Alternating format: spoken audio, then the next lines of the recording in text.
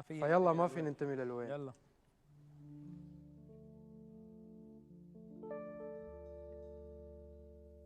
ما في ينتمي للويل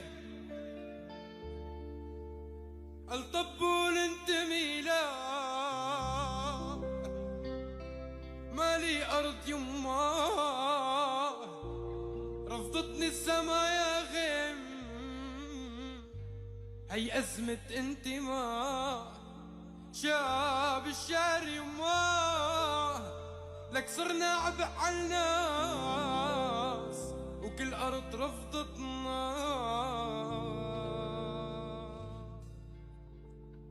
الضايع بين البلاد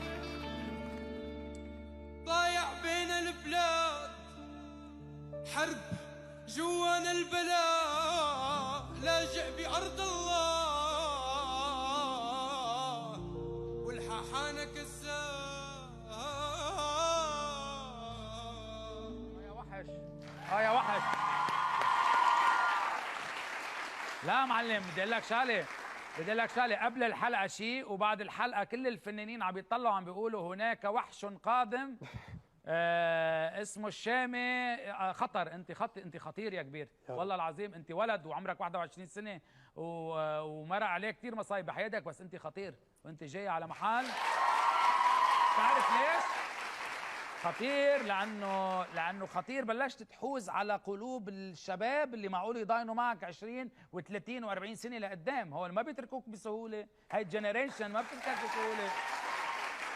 انا صدقا والله اني عم حاول اعمل الشيء اللي انا حاسه رغم بيجيني انتقادات لاذعه وحاده احيانا على شيء معين. ولما بكون عم نتناقش نحن والتيم انه لا انا مصر اني انا هيك لاني انا حاسس هيك. انا بدي اقول اسمعي قلبي بدقه فاسمعي قلبي بدقه. اسمعي قلبي بدقه. ايه ايوه هي هيك.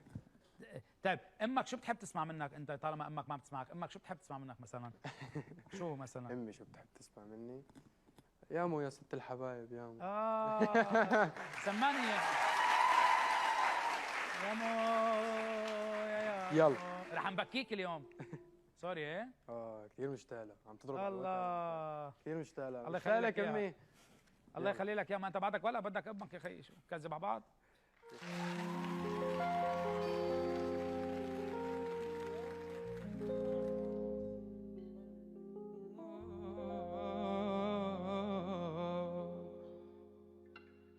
يا مو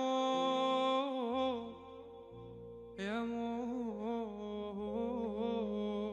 يا ست الحبايب يا مو